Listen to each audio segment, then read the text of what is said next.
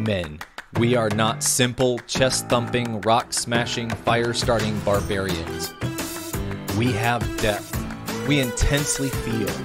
We are scared, yet brave. We love to have fun. We're imperfect and make mistakes.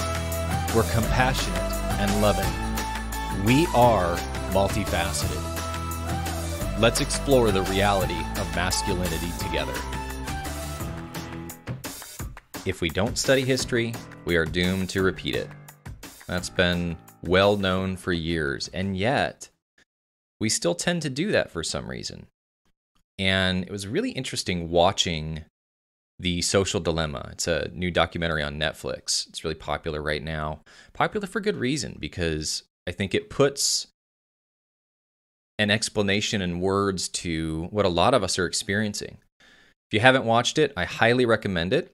But the premise of it is basically a lot of the people who helped form, whether it's email or Twitter or the like button on Facebook, those different things are the very people that are in this documentary that are talking about the destructive nature of it. Not that that was their intent, but where we have arrived today with everything that's been implemented and deployed. And I am a digital marketer, and so I understand to a degree, but even with my understanding, it was really eye-opening to watch that movie. One of the biggest things that I took away from it was the similarities between the last 10 years and really Germany in the 1930s. And so today we're going to dive into, related to masculinity, to who you are as a man, quote unquote, standing up against what is happening before us. What does that look like? Would you be able to do that? What does it look like to take a stance? Where are the areas that we are headed in the wrong direction, and can we do anything about it? So we dive into all of that today. And if you haven't already, I'd ask that you pause and go ahead and subscribe or leave a review. They really do mean a lot to me, as I say over and over again, just because we are still young. This podcast is still forming, and your feedback, your response, and you subscribing helps me understand where to shape this conversation of masculinity. So let's go ahead and dive into my thoughts on the social dilemma and how the parallels between what they went into and Germany in the 1930s have to do with one another.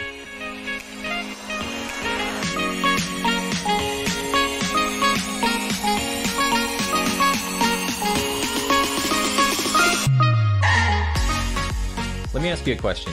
Do you think that if you were in Germany in the late 1930s, that you would have become a Nazi?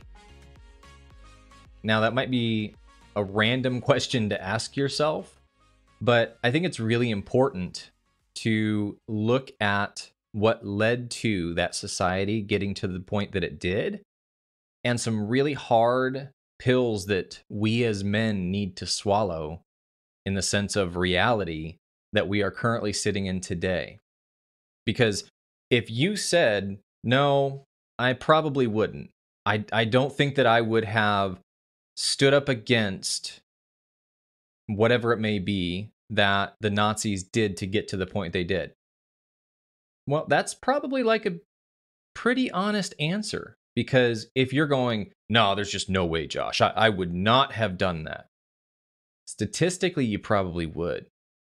We have stories and movies about the people that were brave enough to do something about it. And the reason that we have those is because they weren't very common. They stood out from the crowd. And the crowd slowly adapted to get to the point to where they did in the sense of World War II. Now, if you say that, yeah, Josh, but I hear you, but I'm one of the people that would have actually stood up. I would have been the man that protected my family and did what I needed to do. Okay, that's fair. Let me ask you a really simple question. How prevalent are electronics in your home? How much time do you spend on YouTube and Twitter and Facebook and Instagram and TikTok? All of those different outlets. How much time do you currently spend on them in a day or in a week? How much of your family life revolves around those? Because if you are someone who goes, you know what, we only have flip phones and we don't have any social media. Guess what? You would have been one of the ones that were more likely to stand up against what was happening in Nazi Germany. Now, you might be saying, Josh, that's a really extreme comparison. World War II versus social media today. And I would argue not so much. A lot of what has provoked this in me is the new movie that came out on Netflix, The Social Dilemma. And you might even go as far as to say, you know what, Josh? You are a hypocrite in and of yourself. You are promoting your stuff on social media. You have a YouTube channel. You have a podcast. You're literally using the very things that you are saying are like Nazi Germany in the 1930s. And a couple things with that. First is, I would say, yeah, you're not wrong. I am using those things. I have gotten sucked into that, not to the degree that maybe some others have, but to the degree that it's affected me, totally. And The Social Dilemma, the movie, was really eye-opening for me. It caused me to pause and think about, how much am I getting sucked into the very things that they're talking about? I think when you have individuals that clearly understand the psychological implications of the software that they are developing or the apps that they're developing, and yet even those people can't put down their phones and be present, that says something. It says that no matter how much you think you can overcome it, it's really freaking hard to do something different than what you've just kind of inadvertently fallen into. And so, yeah, I totally am guilty of using social media to build my brand. Am I going to stop doing that? Honestly, probably not. But am I going to adjust my lens on the reality of what those social outlets are doing to both me, to my kids, to my friends, to my family? Fundamentally change the relationship that I have with those? Yeah, I think so. Because right now, we have gotten to a place where people don't know what's true. People don't know who to turn to fact check or to find a reliable source of truth. And yet, at the very same time, in the midst of all of that going on, what's a common phrase that you hear, or at least that I hear often, is, I'm just speaking my truth. I'm finding my truth. I don't think there's anything wrong with that, but why do you think it is that so many people are trying to find their truth and share it? It's probably because they can't find truth anywhere else. And in that sense, there may be actually some good that have come from the chaos that social media has brought, because it's caused us to look at how dysfunctional it is for us to create an alternate life online. I think it's important for you to see social media for what it is. I mean, let me ask you this, maybe a couple other questions that might sound a little bit less extreme than World War II and Nazi Germany. How do you treat alcohol or tobacco or sugar or other things that you can trust are not good for you? Hopefully, there's enough science that has proven that these things are not beneficial for you. What kind of a relationship do you have with those? It's interesting that we don't let our kids drink alcohol legally until they're 21, but we'll give an 8-year-old something with a screen that has nothing but apps that are hardwired to make them addicted to it. And I think that's the point that I'm getting at, is to take a stand, per se, against the natural direction that our society has taken. What does that look like? You have to ask yourself, what does that look like? And to me, that looks like meditating. emotional and energetically grounding, spending time with God, journaling, things that you actually need to proactively do to unplug from the inundation of everything that we have that's floating through our screens nonstop. Essentially, you need to calm the chaos of information around you to be able to even find out what that truth is that maybe that you're trying to identify, or that truth is that you're trying to speak. How much of your truth, as a man, how much of your truth is nothing more than regurgitated information or quote unquote truths from someone else? And how much of your truth as a man, meaning how much of who you are, what you find yourself anchored in, what you believe, what you use as an actual model to guide your life, how much of that have you formulated for you? And how much of it has been shoved down your throat? Whether that's from the news outlets, social media, the church, your sphere of influence, books, just how much of it comes from somewhere else? If you're trying to find your truth, if you're trying to find who you are for you, it's really important to turn off the faucet of all the other things first. And so, leading as a man, leading yourself and your environment and your family starts with doing things like the meditation, like spending time with God, like doing things to get out of the reactionary lifestyle that we find ourselves in because of what we have learned how to adapt to. One of the most uncomfortable, hard homeworks that I've given my clients, I guess in all fairness, there's a few, but one of them is nothing more than putting your hand on your heart, saying, "Heart, I give you permission to be fully present." And then sitting there with your heart, with yourself, for 5 minutes of silence.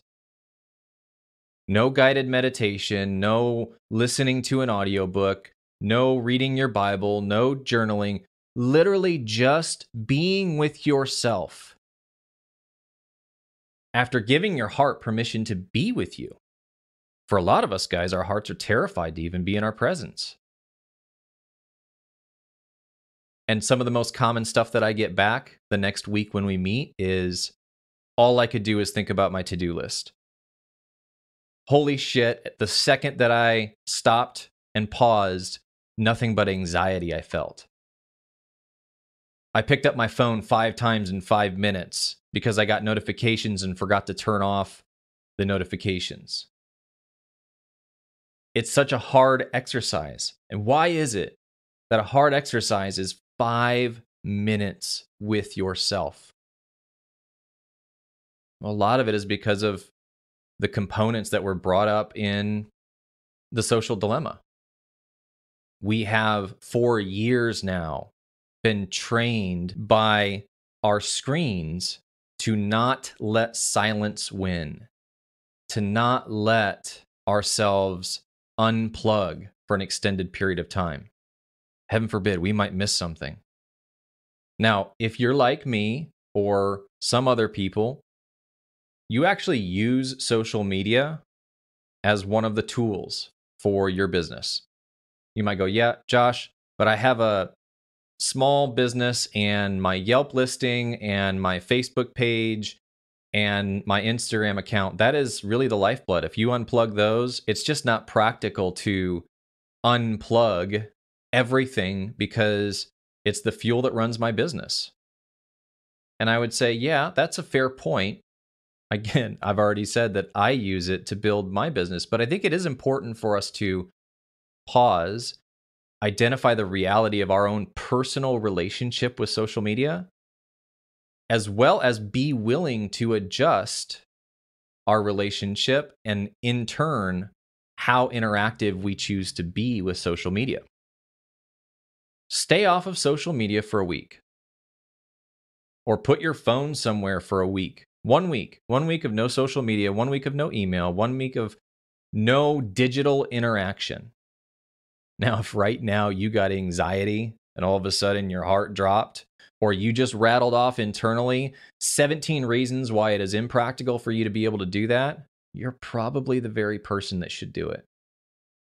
Because I guarantee you this, in the scope of life, 1 week will not make or break your business. 1 week will not make or break your personal brand that you spent so many years establishing. It just won't. So if you want to find out what emotions you are staying numb to and running from, a great tool to use is literally just to remove the distraction. Or as they said in the movie, the digital pacifier. And if we're feeling lonely, or if we're feeling sad, or if we're feeling anything we don't want to feel, what do? We can just grab our digital pacifier, just like they said. Well, part of growing up is to take the pacifier out of your mouth. And part of being a man with personal ownership and responsibility is being willing to sit in the discomfort of not having that pacifier, to face what we need to face to grow into the man that we are meant to be. I mean, just think about it this way.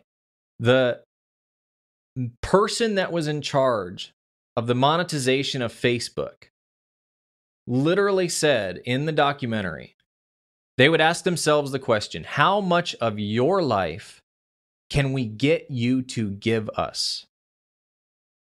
Just pause and think about that question for a second here.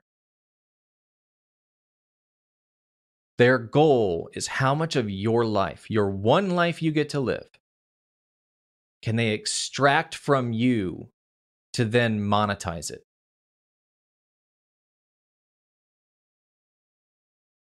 Now, what does that lead to? Right? If you say, wow, Josh, you're right. I really have given a lot of my life away. How can you tell if maybe you're not sure? You're going, I am or I'm not giving a lot of my life away. I could pull back, but I couldn't totally unplug, whatever it may be. Well, the numbers for 2020 aren't out yet, but with the pandemic and everything else going on, I'm sure the numbers are going to be even more shocking. But one thing that they did reference in the movie was how since 2011, now this is for women, but I think it's across the board, there's been an increase of girls who are cutting themselves. For 15 to 19-year-olds, it went up 62%. 10 to 14-year-olds, it went up 189%. Now, what about the most extreme? Right? I open this with saying, comparing what's going on in social media to the eventual negative side of Nazi Germany.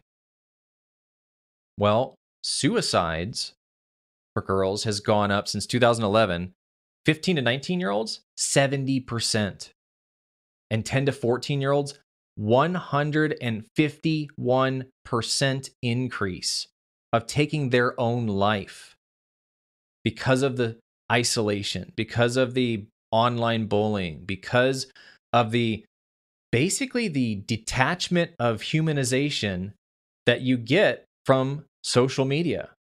It's really easy to not look somebody in the eyes and accuse them of something or call them something or detach their humanity from them.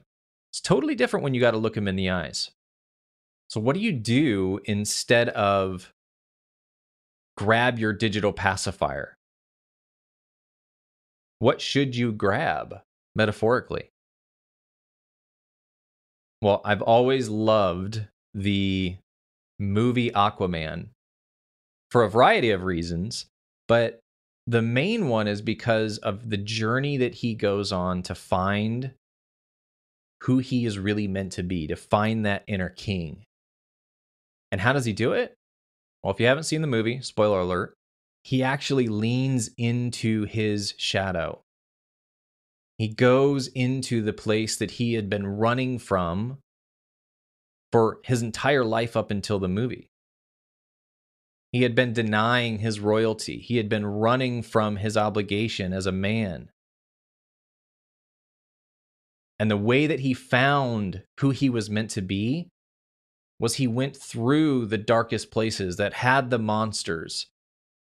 And then the ultimate monster that was guarding the very thing that would give him the authority. And then ultimately that monster became the thing he rode into battle. I would say the same is true for us men, where if you find yourself with your digital pacifier, what you're really doing is the same thing Aquaman did, where you are running from those darker sides of you that you are afraid to face, to embrace, to let out of the bag, to find out what's on the other side of it. And I love Jordan Peterson's breakdown of Hitler/Nazis. And if you haven't, I would highly recommend you look up some of the things that he shared about it. One of the things that he brought up was the fact that when Hitler rose to power, he didn't say, here is my game plan. I'm going to kill 6 million Jews and dehumanize them. I'm going to call them rats. I'm going to call them less than human so that you don't have to see them as human and you can see them for the problem that they actually are. I mean, hell, when he showed up, he launched a cleaning factories campaign where he was getting rid of the actual physical rats and planting flowers.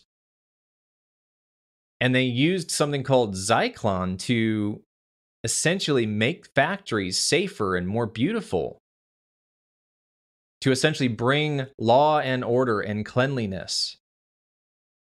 And in a time of financial challenges and Germany as a whole losing their identity, it was a really attractive response to finally have a leader stand up and offer something positive in the midst of all this negative and this chaos. But the very thing that they used to clean the factories was the very thing that they actually used to gas the Jews. Now, how does that relate to social media? Well, the like button on Facebook was intended to make people feel happy. It was to help connect one another. Facebook itself, right? You find your old friend from high school and it's a ton of fun. But what does it become? It's become metaphorically the very thing that is killing us or killing others. Whether that is teenage suicide on the rise. What about the suicide of your own soul? What I mean by that is, what about the cost of you laying down your masculinity and your life and your ability to lead yourself from within for the sake of getting likes, for the sake of finding notoriety in something that actually isn't life? Or what about this? What about, have you chosen a side that you just, you know what? I agree wholeheartedly with them, and the other side, the liberals, the conservatives, Antifa, Black Lives Matter, you name it. Have you become one of the quote unquote Nazis who has removed the human element of the people that you don't like?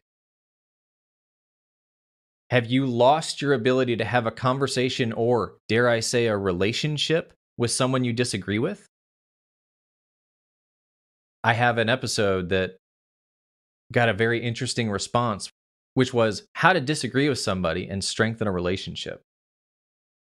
Feels like an oxymoron in today's society, but it can happen.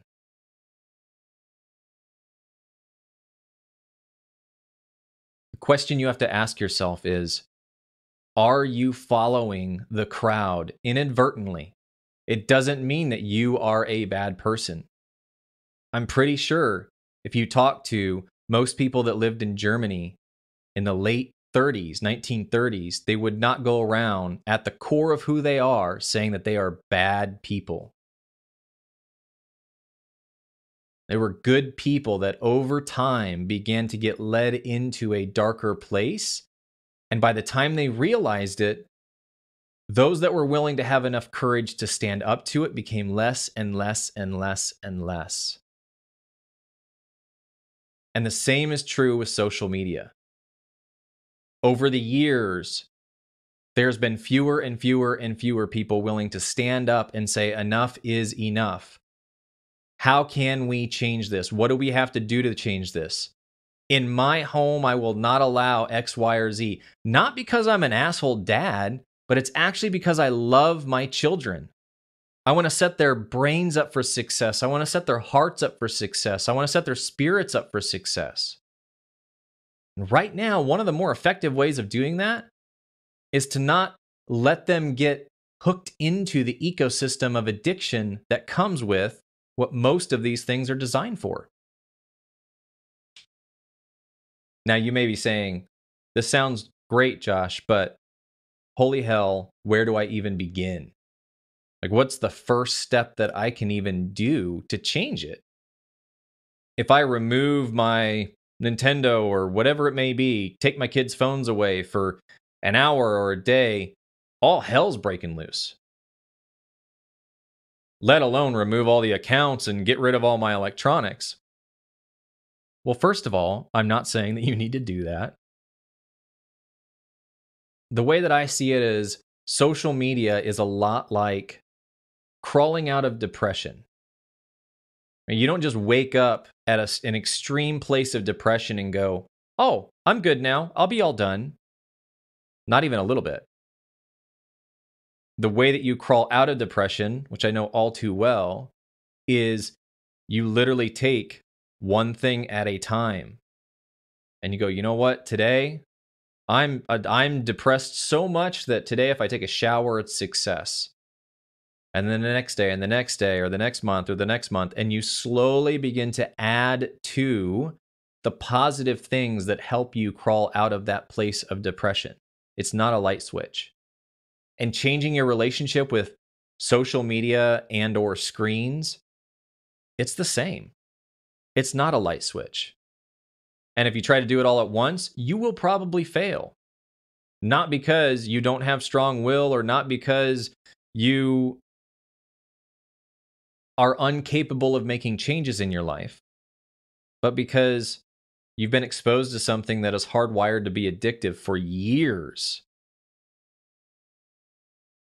And most of the time, if you quit smoking cold turkey or if you quit drugs cold turkey, if you just try to quit, you're setting yourself up for failure. So approach social media and electronics the same way, where you're not expecting that light switch. It can just start with, you know what, I'm going to do a 3-day experiment with myself of deleting whatever apps I'm most on. I'm going to remove those for a week or 3 days or whatever it may be. I'm going to charge my phone in a different room at night so that it's not in my bed with me. I'm going to try to institute the rule of no phones at the dinner table. I mean, for us, when I have my kids, we have this little game of would you rather. First of all, we haven't allowed phones ever. There's always an exception to every rule. So there have been times that I've had a phone at the dinner table, but again, it's the exception.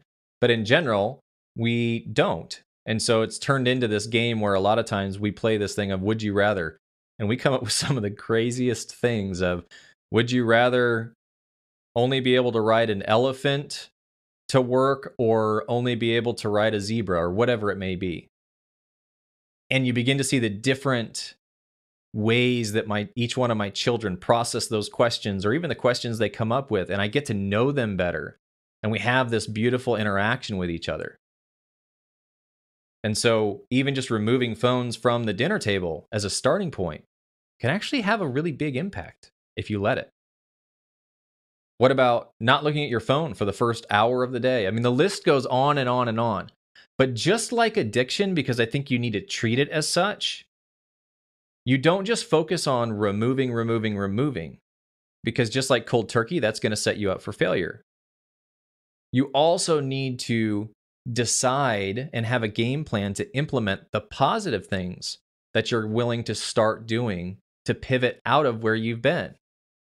So that could be, I'm going to get outdoors. The time that I would have spent on my phone, I'm going to get outdoors. Or I'm going to work on eye contact with people when I'm talking to them. Or I'm going to shake hands firmly when I meet somebody new. Or I'm going to work at a coffee shop instead of in my home, if you're able to do that. I'm going to spend time meditating or reading a book or journaling or just getting off of technology in general. You need that positive, because otherwise you're not going to actually change your habit attached to the device itself. You're essentially going to white knuckle it. When I was in a men's group that was for pornography, common thing we would say is you can't white knuckle your way into health. You just can't. You can tell yourself you're not going to do it in a really good moment, but then what happens in those weak moments? So, would you have become a Nazi? It's one of those questions that you'll never really fully know the answer to because we can't go back in time. But are you following a similar pattern and path as a lot of people in society in Germany did back in the 30s? Well, if you're just spending your life giving it to social media, more than likely, it's time for you to tap into a deeper level of courage and stand up and become the man who is willing to say enough is enough and begin to embrace the discomfort required to pull out of the direction that we are all headed collectively and at least begin to change your own internal environment or your own home environment. And then let it grow from there.